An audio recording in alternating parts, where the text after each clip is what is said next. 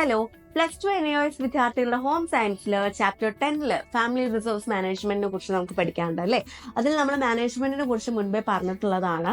അതിൽ മാനേജ്മെന്റിലെ ഏറ്റവും ഇമ്പോർട്ടൻ്റ് ആയിട്ടുള്ള ഒരു പാർട്ടാണ് വിവിധ പ്രക്രിയകൾ ഈ മാനേജ്മെന്റിൽ വരുന്നുണ്ട്. അതിനെക്കുറിച്ചൊരു വീഡിയോ ചെയ്യാമെന്ന് പറഞ്ഞിട്ടുണ്ടായിരുന്നു അല്ലേ. അപ്പോൾ അതിനെ കുറിച്ചിട്ടാണ് നമ്മൾ ഇന്നത്തെ വീഡിയോയിൽ നോക്കുന്നത്. എന്തൊക്കെയാണ് കാര്യങ്ങൾ, പ്ലാനിങ് തൊട്ടിട്ട് ഇവാലുവേഷൻ വരെയുള്ള ഒരു 4 പ്രക്രിയയെ കുറിച്ചിട്ടാണ് നമ്മൾ ഇന്നത്തെ വീഡിയോയിൽ നോക്കുന്നത്. 1 by 1 ആയിട്ട് കേട്ടോളൂ കേട്ടോ. ഒന്നാമത്തെ കാര്യം പ്ലാനിങ് ആണ്. പ്ലാനിങ്, ആസൂത്രണം. ഈ പ്ലാനിങ്ങിന്റെ ഇമ്പോർട്ടൻസ് നമുക്ക് എല്ലാവർക്കും അറിയുന്ന ഒരു കാര്യമാണ് അല്ലേ.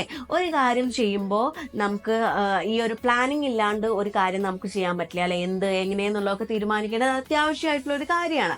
അതിനെയാണ് നമ്മൾ ഈ പ്ലാനിങ് എന്ന് പറയുന്നത്. അപ്പം ഇതിൽ മെയിനായിട്ട് നമ്മൾ ചെയ്യേണ്ടത് എന്തൊക്കെയാണ്? എന്ത് ചെയ്യണം എന്നുള്ളൊരു കാര്യം, ആര് ചെയ്യണം എന്നുള്ളൊരു കാര്യം, എങ്ങനെ ചെയ്യണം എന്നുള്ള കാര്യം, എപ്പോൾ ചെയ്യണം എന്നുള്ള കാര്യം അല്ലേ. ഇതൊക്കെയാണ് ഇതിൽ മെയിനായിട്ട് നമ്മൾ നോക്കുന്നത്. അതുപോലെ തന്നെ എന്തൊക്കെ റിസോഴ്സസ് നമുക്ക് ഉപയോഗിക്കാം എന്നുള്ള കാര്യം. ഇത്രയും കാര്യങ്ങൾ നമ്മൾ ലിസ്റ്റ് ചെയ്ത് വെച്ച് സെറ്റ് ചെയ്ത് പിന്നെ അങ്ങോട്ട് ചെയ്യാൻ തുടങ്ങുന്ന ആവശ്യമേ ഉണ്ടാവുള്ളൂ. അപ്പം ആദ്യമേ ഈ കാര്യങ്ങളൊക്കെ ആര്, എന്ത്, എങ്ങനെ, എപ്പോൾ, അതുപോലെ തന്നെ എന്തൊക്കെ റിസോഴ്സസ് ഉപയോഗിക്കാം, ഇതാണ് മെയിനായിട്ട് നമ്മൾ പ്ലാനിങ് ചെയ്യാൻ ഉദ്ദേശിക്കുന്ന കാര്യം. ഓക്കെ, ഇത് നിങ്ങൾ മനസ്സിലാക്കി വെക്കുക, പഠിച്ചു വെക്കുക. നമ്മൾ കുറച്ചും കൂടെ റിലേറ്റ് ചെയ്ത് പഠിക്കുകയാണെന്നുണ്ടെങ്കിൽ നമുക്ക് പെട്ടെന്ന് എഴുതാനായിട്ട് സാധിക്കും. Okay, organising, സംഘടിപ്പിക്കൽ. ആസൂത്രണത്തിന് ശേഷം ചെയ്യാനുള്ള ജോലി ഏതാണോ അവയ്ക്ക് ആവശ്യമായ വിഭവങ്ങളെ സംഘടിപ്പിക്കണം. എങ്കിലേ ജോലി കൃത്യമായിട്ട് നമുക്ക് നടത്താൻ കഴിയുള്ളൂ. വിഭവങ്ങളുടെ സമാഹരണവും കടമകളുടെ ഉറപ്പിക്കലുമാണ് സംഘാടനത്തിൽ ഉൾക്കൊള്ളുന്നത്. സംഘാടനത്തിലൂടെ എല്ലാ ആസൂത്രിത ജോലിയും പൂർത്തീകരിക്കാനാവും. ജോലികളെ കൃത്യമായി വിതരണം ചെയ്യാനും കൃത്യസമയത്ത് പൂർത്തീകരിക്കാനും കഴിയും. സമയം, ഊർജം തുടങ്ങിയ പ്രധാന വിഭവങ്ങളെ സംരക്ഷിക്കാനാവും. ആസൂത്രണം എങ്ങനെ വിജയകരമാക്കാൻ സാധിക്കും? അടുത്തതാണ്, നെക്സ്റ്റ് സ്റ്റെപ്പാണ് ഓർഗനൈസിങ് എന്ന് പറയുന്നത്. ഓർഗനൈസിങ് മീൻസ് എന്താണ്? സംഘടിപ്പിക്കൽ. അപ്പോൾ നമുക്കറിയാം, ഒരു പ്ലാനിങ്ങിന് ശേഷം നമ്മൾ ചെയ്യേണ്ട ഒരു കാര്യമാണ് ഓർഗനൈസിങ് എന്ന് പറയുന്നത് അല്ലേ. അപ്പോൾ ആസൂത്രണത്തിന് ശേഷം സംഘടിപ്പിക്കലാണ് നമ്മൾ ചെയ്യേണ്ടത്. അപ്പോൾ ഏതൊരു കാര്യമാണ് നമ്മൾ ചെയ്യാൻ പോകുന്നത്, അതിന് വേണ്ട കുറേ റിസോഴ്സസും കാര്യങ്ങളൊക്കെ നമുക്ക് സംഘടിപ്പിക്കേണ്ടത് അത്യാവശ്യമാണ് അല്ലേ. അപ്പോൾ ഈ ഓർഗനൈസിങ്ങിന്റെ സെഷനിലാണ് നമ്മൾ ആ വിഭവങ്ങളൊക്കെ സംഘടിപ്പിക്കേണ്ടത്. അതൊക്കെ സെറ്റ് ചെയ്താൽ മാത്രമാണ് നമുക്ക് കറക്റ്റ് നെക്സ്റ്റ് സ്റ്റെപ്പിലേക്ക് മുന്നോട്ട് പോകാൻ പറ്റുള്ളൂ. അതുപോലെ തന്നെ ഈ ഒരു സമയത്താണ് നമ്മൾ ആര്, എന്ത്, എപ്പോൾ, എങ്ങനെയെന്നൊക്കെ നമ്മൾ തീരുമാനിച്ചു വെച്ചിട്ടുണ്ടായിരുന്നു. ഈ ഓർഗനൈസിങ്ങിന്റെ സമയത്താണ് നമ്മൾ ഓരോരോ ഡ്യൂട്ടീസ് ഓരോരുത്തർക്ക് ഡിവൈഡ് ചെയ്ത് കൊടുക്കുന്നത് അല്ലേ. ആരെന്ത് ചെയ്യണം എന്നുള്ളതൊക്കെ നമ്മൾ ആ ഒരു സമയത്താണ് സെറ്റ് ചെയ്ത് കൊടുക്കുന്നത്. എങ്ങനെ നമുക്ക് എഫക്റ്റീവ് ആയിട്ടുള്ള രീതിയിൽ ചെയ്തു തീർക്കാം എന്നുള്ളതൊക്കെ ആ സമയത്താണ് നമ്മൾ തീരുമാനിക്കുന്നത്. അപ്പോഴാണ് നമ്മുടെ സമയവും നമ്മുടെ എനർജിയും ഒക്കെ നമുക്ക് ലാഭിക്കാനായിട്ട് സാധിക്കത്തുള്ളൂ. അപ്പോൾ പ്ലാനിങ് കഴിഞ്ഞു. പ്ലാനിങ്ങിൽ നമ്മൾ ആര്, എന്ത്, എങ്ങനെ, എപ്പോൾ എന്നുള്ളത് നമ്മൾ തീരുമാനിച്ചു. റിസോഴ്സസ് എന്തൊക്കെ വേണം എന്നുള്ളത് തീരുമാനിച്ചു. ഓർഗനൈസിങ്ങിൽ എത്തുമ്പോൾ റിസോഴ്സസ് ഒക്കെ നമ്മൾ സംഘടിപ്പിക്കണം. അതുപോലെ തന്നെ ആര്, എന്ത്, എങ്ങനെ എഫക്റ്റീവായിട്ട് ചെയ്യാം എന്നുള്ളത്, ഓരോരോ ആരൊക്കെ എന്തൊക്കെയാന്നുള്ളത് നമ്മൾ ആ അധികാരങ്ങളൊക്കെ ഓരോരുത്തരിലേക്ക് എത്തിച്ചു കൊടുക്കുന്നത് ഈ ഒരു ഓർഗനൈസിങ് ടൈമിലാണ്. അതുപോലെ തന്നെ എഫക്റ്റീവായിട്ട് നമ്മുടെ എനർജിയും ടൈമും എങ്ങനെ ലാഭിക്കാം എന്നുള്ള രീതിയിൽ വർക്ക് ചെയ്യുന്നത് ഈ ഒരു ഓർഗനൈസിങ് ടൈമിലാണ്. ഓക്കെ, മൂന്നാമത്തെ ഒരു കാര്യമാണ് കൺട്രോളിങ്, നിയന്ത്രണം എന്ന് പറയുന്നത്. നമ്മൾ ഈ പ്ലാനിങ്ങിലൂടെയാണെന്നുണ്ടെങ്കിലും നമ്മൾ എന്തൊക്കെ വിഭവങ്ങൾ വേണം എന്നുള്ളത് നമ്മൾ തീരുമാനിച്ചു. ആര്, എന്ത്, എങ്ങനെയെന്നുള്ളതൊക്കെ തീരുമാനിച്ചു അല്ലേ. അതിൻ്റെ നെക്സ്റ്റ് സ്റ്റെപ്പ് വരുമ്പോൾ ഓർഗനൈസിങ്ങിൽ നമ്മൾ വിഭവങ്ങളൊക്കെ സമാഹരിച്ചു. റിസോഴ്സസൊക്കെ വേണ്ട വിധത്തിൽ നമ്മൾ സമാഹരിച്ചു വെച്ചു. ആരൊക്കെ എന്തൊക്കെ ചെയ്യണം, ടൈം എങ്ങനെ ലാഭിക്കണം, എനർജി എങ്ങനെ ലാഭിക്കണം എന്നുള്ളതൊക്കെ തീരുമാനിച്ചു.